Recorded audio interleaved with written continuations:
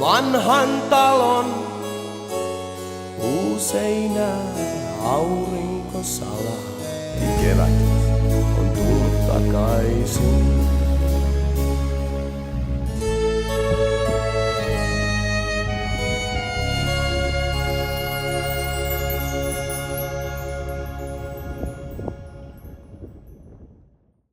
Mutta pari kuukautta sitten ei ollut kevät. Kankea huumoria käyttäen ei ollut metriset hanget, vaan metriset pakkaset. Ja sitten eksyin semmoisille autoiluaiheisille keskustelupalstoille internetissä ja ei Suomi 24, ei sinne ei mennä ollenkaan. Semmoinen merkkikohtainen, jossa puhuttiin pakkasen vaikutuksesta autoiluun. Ja näissä nykyautoissa, niin kuin meilläkin on, niin ne on äärimmäisen pihejä, ympäristöystävällisiäkin. Ja tästä seuraa se, että ne käy aika matalilla kierroksilla. Moottoritielläkin semmoinen 1500 kierrosta minuutissa, niin se mennään jo reippaasti 100, vähän ylikin 100. Ja uusissa tai uudehkossa autossa ei ole minkään tason lämpömittaria eikä oikein mitään muutakaan informaatiota, reaaliaikaista informaatiota käyttää. Niin minä sitten ajattelin, että kyllähän pitäisi jotenkin tietää kovallakin pakkasella, että käykö se moottori normilämpöisenä. Siitä se ajatus sitten lähti. Ja koska minä en ole Windows-miehiä ollenkaan, vaikka joudun kyllä sitä käyttämään, vaan enemmänkin Steve Jobs-tyyppinen kaveri, niin ajattelin, että voisikohan yhden vanhan Macin valjastaa hyötykäyttöön. Ja siitä se ajatus sitten lähti. Selasin nettiä ja pakkaset vaan oli ja pakkanen kiristyi ja aloin sitten tutkia asioita. Ja no, aikani tutkittua, niin otin käyttöön tekoälyn, tai itse asiassa 3, ainakin 3. Gemini, Copilot, Claude. Ehkä ChatGPT. Ja sitten niitä paria Windows-ohjelmaa, mitkä mulla on käytössä, tai yhtä niistä, ja Orbit. Niin aloin sitten koodaamaan. No eihän se niin yksinkertaista ole. Pakkaset lauhtu. Alkoi lumet sulaa, vettä sataa, kevät tuli. Mutta eilen vihdoin ja viimein päätin, että minä nyt jotain teen asialle ja istuin pari tuntia autotallissa tietokoneen kanssa ja ärkkäsin. Katsotaanpa mitä siitä tuli. Mennään vasemmalle.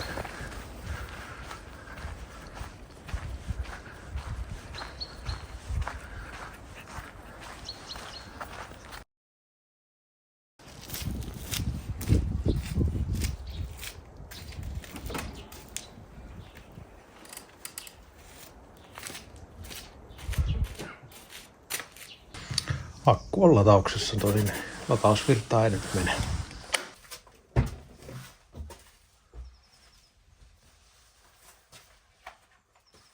Minähän jo vuosia sitten hommasin tällaisen kaapelin, eli OPD-liitin toisessa päässä. Tuossa näkyy, että mistä se on. Ja toisessa päässä on verkkoliitäntä. Nämä uudet Volvot ymmärtää tälle verkko-OPDlle vähän enemmän. Ja sitä myöten se aiheutti sitten ongelmia tässä koodaushommassa, koska Macille ei ole ihan kauheasti semmoisia sovelluksia, jotka ymmärtäisi tämän päälle.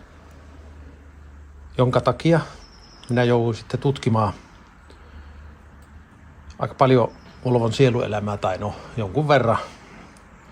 Niin katsotaanpa mitä sieltä löytyy.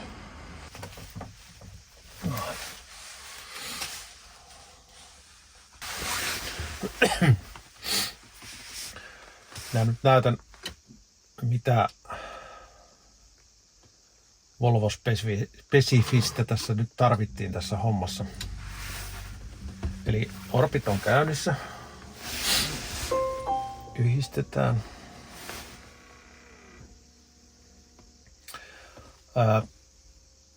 Pythonilla siis koodasin tätä sovellusta.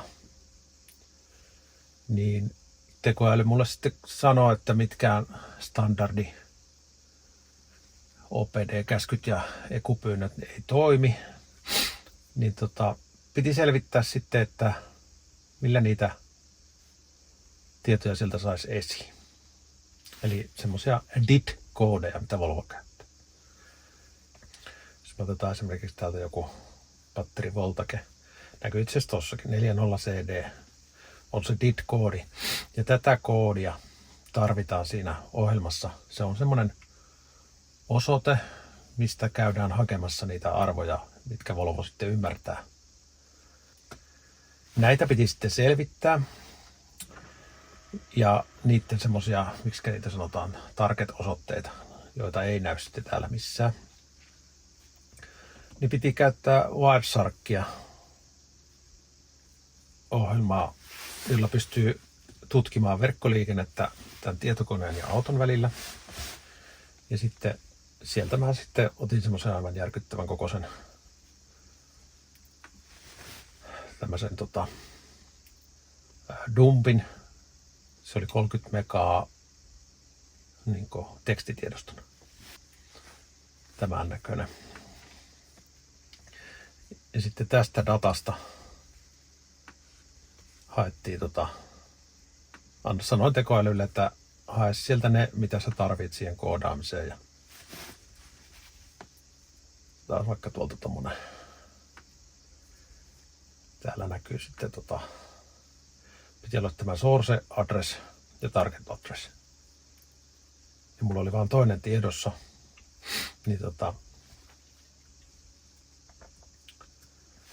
tähän 40 CD.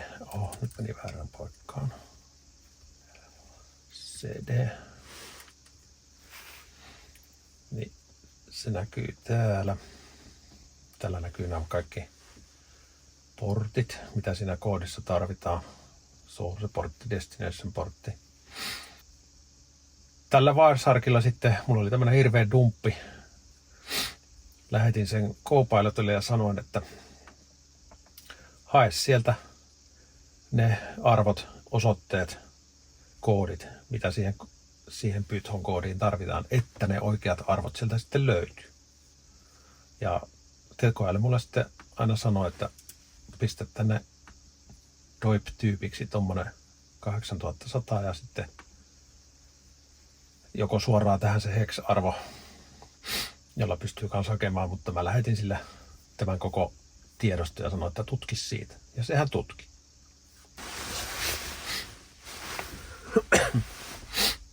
Niin kuin tuossa äsken huomattiin, niin tuon verran joudun taipumaan Windowsin käyttöön, että Macille ei sopivia sovelluksia oikein ole. Toki sillä Orbitillakin olisi voinut katsoa niitä arvoja, mitä mä haluan, mutta siinä on se ongelma, että se pitää olla aina koneen verkossa, kun sitä käyttää. Ja on se vähän kankea käyttää semmoista isoa diagnoosiohjelmaa ja koodausohjelmaa pelkän muutaman lämpötila-arvon hakemiseen ja katsomiseen. Tässä nyt näkyy tämä käyttöliittymä.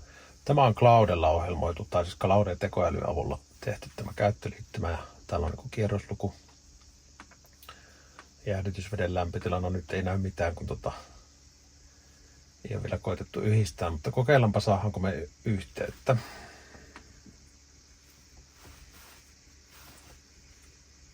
Eli tuolla on tuo ohjelma käyntiin.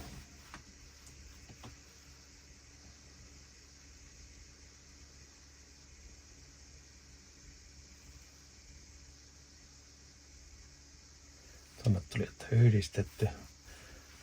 Moottorin lämpötila 3 astetta ja jäähdytysvesi 3 astetta. Se muuten pätee aika hyvin, koska ulkonakin on 3 astetta.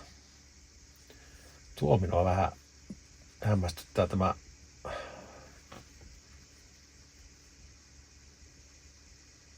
tarkistaa skeeli. Näissä voi olla näissä akkujännitteessä vielä joku pitää vähän katsoa ne koodit uudestaan. Mutta tehdäänpä testi, että saadaanko me tonne kierroslukua näkyviin. No nopeus on 0, koska me ei ajeta mihinkään. Ja katsotaan lähteekö lämmöt nousemaan, jos me laitetaan auton käyntiin. Katoa. Kierrokset ainakin tuli. Varmaan aika lähellä oikeeta. 900. Tehän kauan tuo jaksaa pimputtaa mulle tuota konepeltiä auki.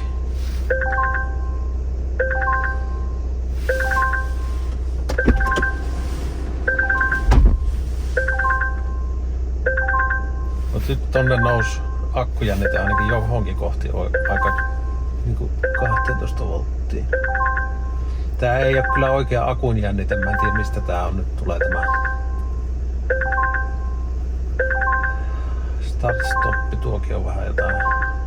Mutta näissä nyt on vähän vielä säätämistä, mutta mä oon todella tyytyväinen, että kierrokset näkyy. Loppus nyt toi pimpotus. Moottorin lämpö rupesi nousemaan, jäähdytysveden lämpötila nousee, öljyn lämpötila nousee.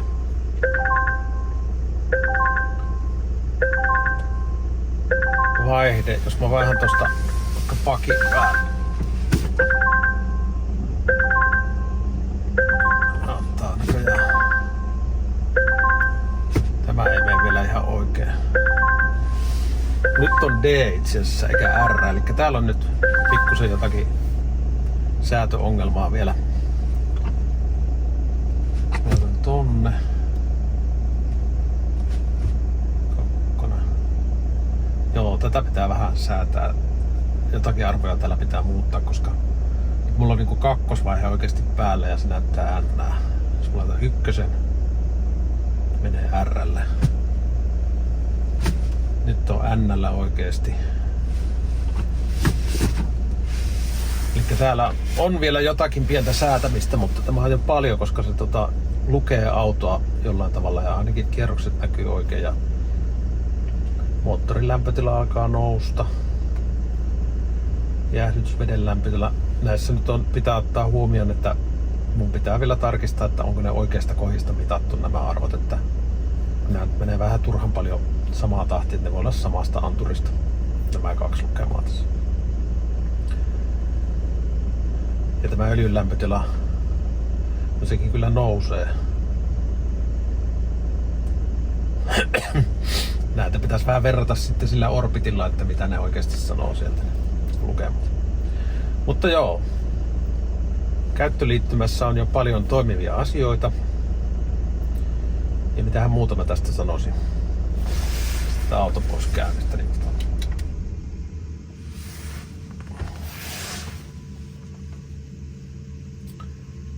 voisin näyttää pätkän sitä koodia. Se on tässä. Eli jos mä nyt jotain tästä vähän sanoisin, niin tätä voi käynnistää ihan Python server PY:llä. Sitten jos IP on eri, mä tiedän, että se on nyt tämä on auton IP tässä, mikä näkyy. Tuo. Mutta jos se on eri, niin sille voi antaa sen IP, että käytäpä tätä IPtä. Sitten haetaan kirjastoja. Nämä on tekoälyn kertomia ja sitten mitä mä oon katsonut keskustelupalstolta ja vähän muualtakin, että mitä kaikkea se tarvii. Ja täällä on sitten näitä arvoja, joita pitää nyt vähän sitten tutkia, että miksi esimerkiksi se batterilla akkujännite näytti vähän kummalliselta. Täällä on nämä DID-arvotkin näkyy. Eli toi on se koodi, mitä mä oon sieltä Orbitista käynyt hakemassa. Mutta joo, näissä pikkusen vielä tarkistamista, mutta erittäin tyytyväinen, että se toimii. Yhteys autoon pelaa ja tiettyjä arvoja sieltä tulee ihan, ettei ole mikään ongelma. Tässä koodissa on muutama rivi. Ja tosiaan Pythonilla tehty. Ja ne aiemmin mainitut 4 tekoälyä on ollut hyötykäytössä tässä hommassa. Plus sitten on mitä itse lueskellut lueskellut näistä, että miten tätä pitää koodata. Täällä muuten näkyy, että miten se tekoäly on tähän koodannut. Wireshark-varmennetut oletukset. Eli UDP-portti. Tuossa on tuo IP.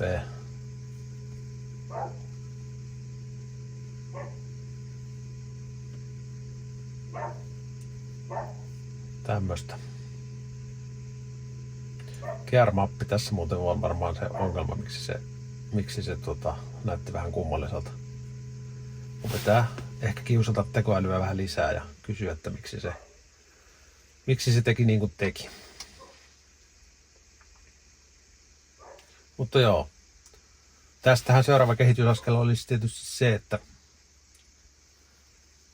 koska tämä on Python ja se toimii myös Linuxissa ja Windowsissa, että jos laittaisi Raspberry Pin tonne verkkoliitännällä tonne OPD, ajaisi sitä siellä ja Wifillä lähettäisiin, se voisi olla niin kuin autossa jatkuvasti, niin sitten kun sen saa Wifiin, tai siinä on Wifi siinä Raspberry Piissä, niin sitten voisi kännykällä katsoa näitä arvoja. Ei tarvitsisi olla tietokonetta täällä. Mutta se on sitten ehkä joskus mahdollisesti tulevaisuudessa. Tämmöistä.